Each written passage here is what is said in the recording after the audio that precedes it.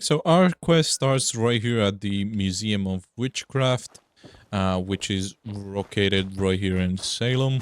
We can go through the back and find the entrance to the basement, just right here. Now we're gonna look around.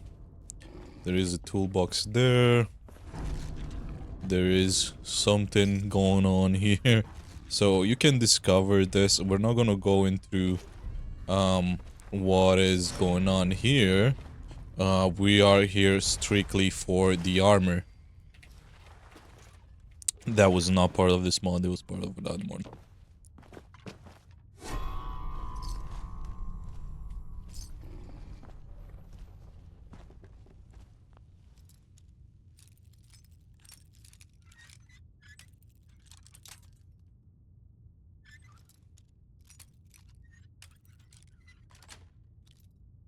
Nice.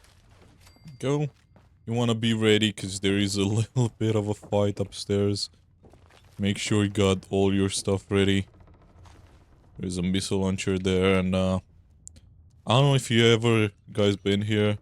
The atmosphere here is so creepy and so like good as well. But as you go right through here, there is a dead claw which you wanna make sure you take out. That wasn't too hard.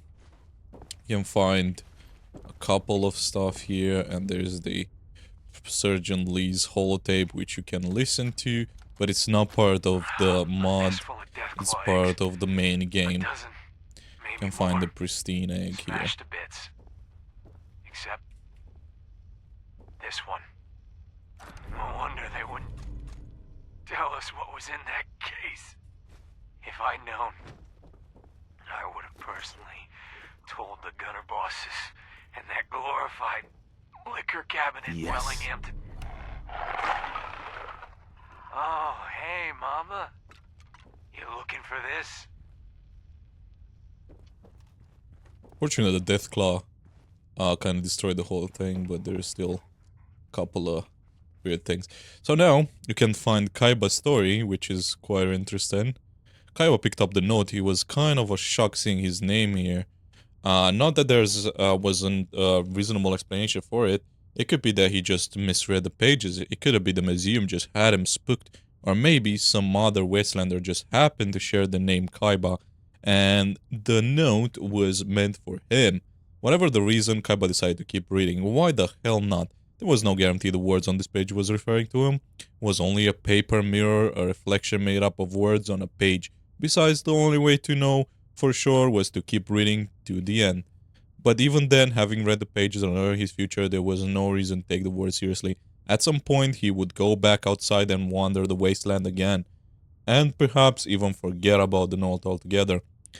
Eventually, those travels would bring him to Dugout Inn in Diamond City. Of course, Kaiba wasn't there on business, he was just wanting to relax. But as he walked into the inn amidst the glow of neon, something to the right caught his eyes. Posted on the wall was a bounty for a killer named Zane. Someone wanted him dead. And we go to the Donut Inn. There is a wanted board. Wanted in Concord. Open notice to anyone with a lot of guts and in need of caps. A Westlander named Zane has put together a gang that's been terrorizing the area near Concord. He should be considered armed and extremely dangerous. Keep what you kill, no other rewards given. Now we need to find Zane and his gang to the Concord Speakeasy. We need some lights, so I'll turn up the lights. And we can find Zane, which is already dead. We can loot some stuff from his body, but we don't really need much other than the Zane. The bounty on Zane's head had grown to 1,000 caps. That's how notorious he'd become, but he knew that it didn't matter how expensive the bounty got, or how many hunters came after him. All he had to do was flip the book ahead and read the next chapter of his story. It told him everything he needed to know. He knew where the attacker were coming from and when they arrived. The mirror showed him everything, but every time he turned a page, it brought him closer to the end. Now there were no more pages left. Someone was coming for him. someone bad, and no amount of preparation would help him survive. At first, Zane refused to believe it. He tore out the page in anger and slammed it on the table. When the time came, he would prove the mirror was a lie. He'd bunker down in the old Concourse speakeasy and kill whatever son of a bitch came walking through the door. But when he read the words and discovered the hunter had a mirror of their own, he knew there was no escape. He was going to die tonight, and his friends would soon follow. The only measure of satisfaction he could get was to kill himself before the bounty hunter got there first. So he sat down and took out the vodka, the one he'd be saving for after he got out of the Commonwealth. He popped it open, took a sip, and with his other hand, he pulled the trigger. So unfortunately, little Zany here killed himself instead of trying to get to it. It will betray you too. Silas, sent to Faded Glory Laundromat on business. Connor, asshole stole that anti-materiel rifle we got from the gunners. I knew it. Heard he's starting a new crew near Green Tech Genetics. Gonna have to pay him a visit. Now we can find 3 different objectives, actually 4 objectives. We can either find Ivy at the post bar, Silas at Lexington Laundromat, find him an anti-materiel rifle, find Connor on the rooftop near Green Tech Genetics. We can find Silas, and we can end Silas. On his body there is a page of Silas's story. Zane handed Silas the pages that portrayed him and told him he headed out to Lexington. They've been stashing the bodies in the old washing machines for weeks now. Silas nodded his head reluctantly. The truth is, he didn't want anything to do with whatever voodoo was in the book. The thing spoke him enough just by having his name in it. But what spooked him, sorry about that. Spooked him even more was when they found the book, some of the pages were missing. So there was somebody else with access to the book before they even came in. So just so you know, there will be a lot of stuff in it, but we're just gonna head to what we need. Here you go, and there is Ivy. We can either kill Ivy or spare her. Now, if we go closer to her, we will kill her and find her little thing. Now, we can kill her or spare her. It's a good moral dilemma. I will personally let her live because I'm a good character and I don't really see anything to win from killing her. So we're just gonna go ahead and leave the bar now. Huh? We got trouble. And stop the bounty hunters. This is the people that come in to kill her. And we can see the bounty wanted in Beacon Hill.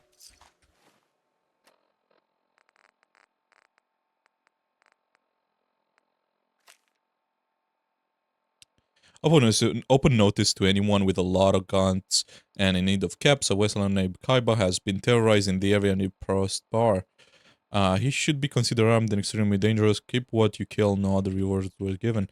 So now, the mirror is trying to get us, which is quite interesting. Unfortunately, we didn't do the beating he wanted, so now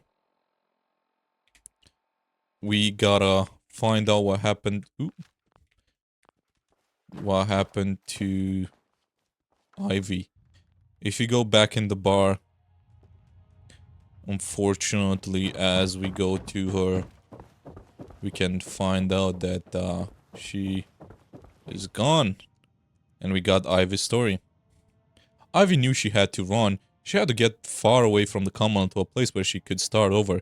She didn't mean to kill him. What happened was an accident. He told her he's done this before, that he had experience with camps. He didn't down on her until he was just trying to impress her.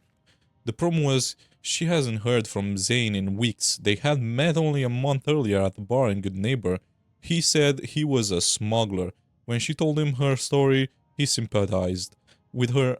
He even promised to help her get to Far Harbor for a price. Something about him scared her, but she was desperate to leave and didn't know any other way. So she decided to believe him. The plan was to meet her at the Prost bar. Perhaps if she just stayed in place, Zane would come for her. It was too dangerous outside, and there was enough rations in the bar to hold her for another week.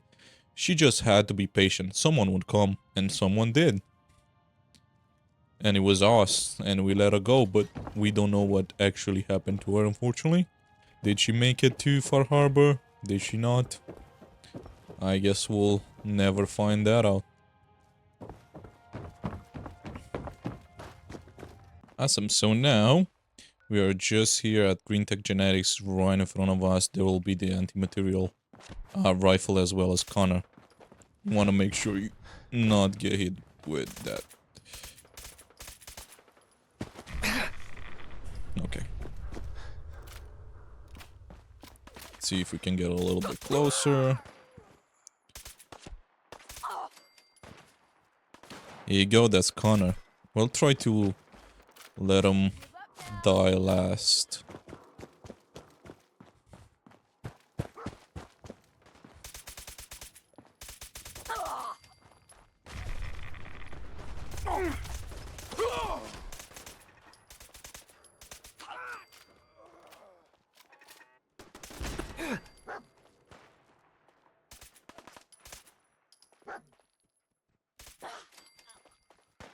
And here you go, there's Connor.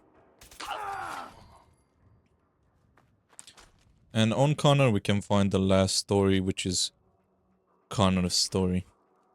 Let's see.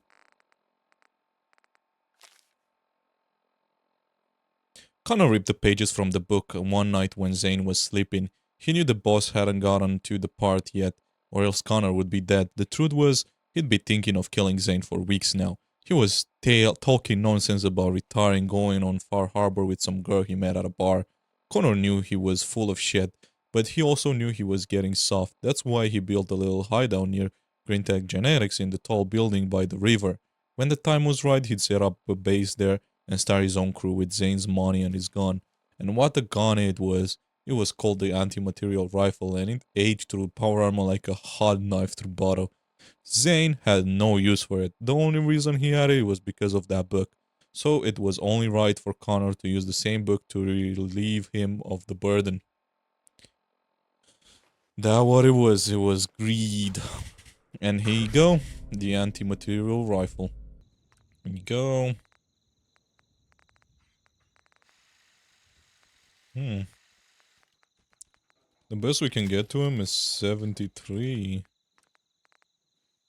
Gold long encased barrel. Marksman light stock. It's already large. We can put a long reckon scope. This technically, I believe, is supposed to be the rifle from New Vegas. So this might actually remind you of it. I believe the one in New Vegas didn't have the long encased barrel, it just had the long barrel. We could try to make it just like New Vegas, see how that will look. So I think the long barrel was the one that they use in there. Let me close this. Sorry, this is... There you go. I think it was a muzzle brake. It's penetrating. And you can put a custom bolt on it, which is really cool. And let's see it now. It does do .50s, so it should be fairly good.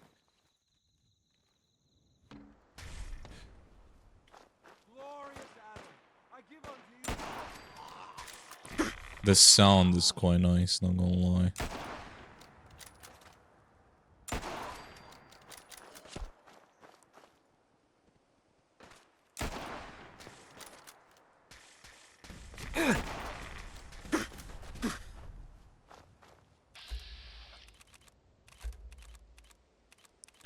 Boom.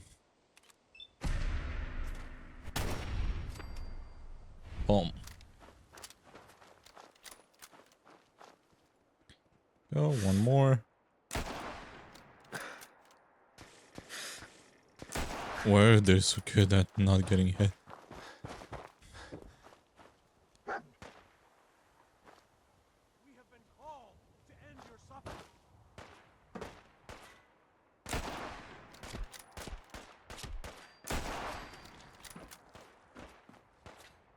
Anyway, this has been the anti-material rifle. I hope you guys enjoyed it, and if you did, you know what to do.